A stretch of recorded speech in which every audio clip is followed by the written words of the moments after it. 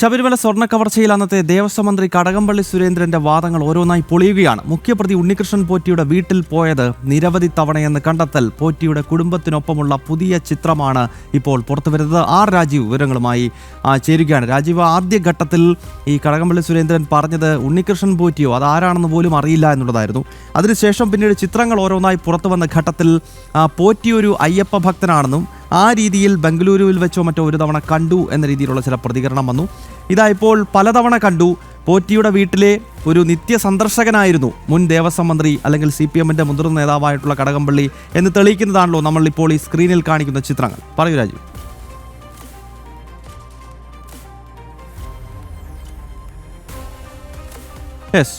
മുൻ ദേവസ്വം മന്ത്രിയും CPM നേതാവും MLA-യുമായ കടകംപള്ളി സുരേന്ദ്രൻ ഉണ്ണികൃഷ്ണൻ പോറ്റിയുമായി ഉള്ള കൂടുതൽ ചിത്രങ്ങൾ പുറത്തേക്ക് വരികയാണ്. പ്രിയപ്പെട്ട പ്രേക്ഷകർക്കറിയാം, ആദ്യഘട്ടത്തിൽ അതായത് കഴിഞ്ഞ സെപ്റ്റംബർ മാസത്തിൽ ശബരിമല സ്വർണ്ണ കവർച്ചയുമായി ബന്ധപ്പെട്ടുള്ള അപ്ഡേറ്റ്സ് ഓരോന്നായി പുറത്തു വരുമ്പോൾ ഈ ഉണ്ണികൃഷ്ണൻ പോറ്റിയെ തനിക്ക് അറിയില്ല എന്ന പ്രതികരണമായിരുന്നു അന്ന് കടകംപള്ളി ഉൾപ്പെടെയുള്ള CPM-ന്റെ നേതാക്കൾ നടത്തിയിരുന്നത്. പിന്നീട് ചിത്രങ്ങൾ ഓരോന്നായി പുറത്തു വരുന്ന ഘട്ടത്തിൽ താൻ ഒരു തവണ കണ്ടു എന്ന പ്രതികരണം മുൻ ദേവസ്വം മന്ത്രിയുടെ ഭാഗത്ത് നിന്നുണ്ടായി. എന്നാൽ ഇപ്പോൾ ഒന്നോ രണ്ടോ തവണയല്ല, നിത്യസന്ദർശകനായിരുന്നു പോറ്റിയുടെ വീട്ടിൽ സുരേന്ദ്രൻ എന്ന് കൃത്യമായി തെളിയിക്കുന്നതാണ് ഓരോ ചിത്രങ്ങളും. രാജീവ് പറയും.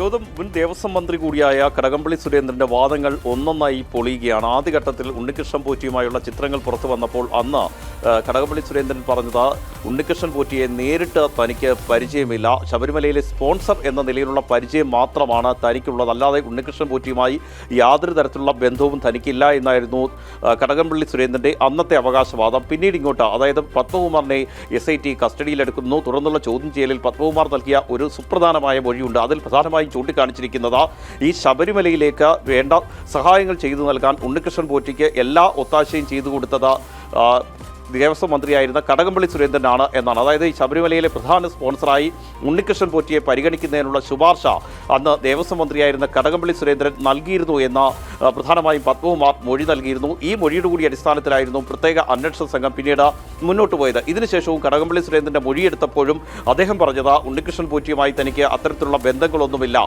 ശബരിമലയിൽ ഒരു സ്പോൺസർ എന്ന നിലയിൽ തനിക്കറിയാം, ഒരു വീട് നിർമ്മാണവുമായി ബന്ധപ്പെട്ട് ഉണ്ണികൃഷ്ണൻ പോറ്റി അവിടേക്ക് എത്തിയിരുന്നു, മറ്റ് ആളുകളുടെ സഹായം ഉപയോഗിച്ചാണ് വീട് നിർമ്മിച്ചതെങ്കിലും ഉണ്ണികൃഷ്ണൻ പോറ്റി അവിടേക്ക് എത്തിയിരുന്നു, അന്ന് കണ്ട് പരിചയം മാത്രമായിരുന്നു ഉള്ളത് എന്നാണ് ദേവസ്വം മന്ത്രിയായിരുന്ന കടകംപള്ളി സുരേന്ദ്രൻ വ്യക്തമാക്കിയിരുന്നത്. എന്നാൽ കാര്യങ്ങൾ അങ്ങനെയല്ല. കടകംപള്ളി സുരേന്ദ്രനും ഉണ്ണികൃഷ്ണൻ പോറ്റിയും തമ്മിൽ വളരെ അടുത്ത ബന്ധമുണ്ടെന്ന് തെളിയിക്കുന്ന ചിത്രങ്ങൾ ഒന്നിനു പിറകെ ഒന്നായി പുറത്തു വരുന്ന സാഹചര്യമുണ്ടായി.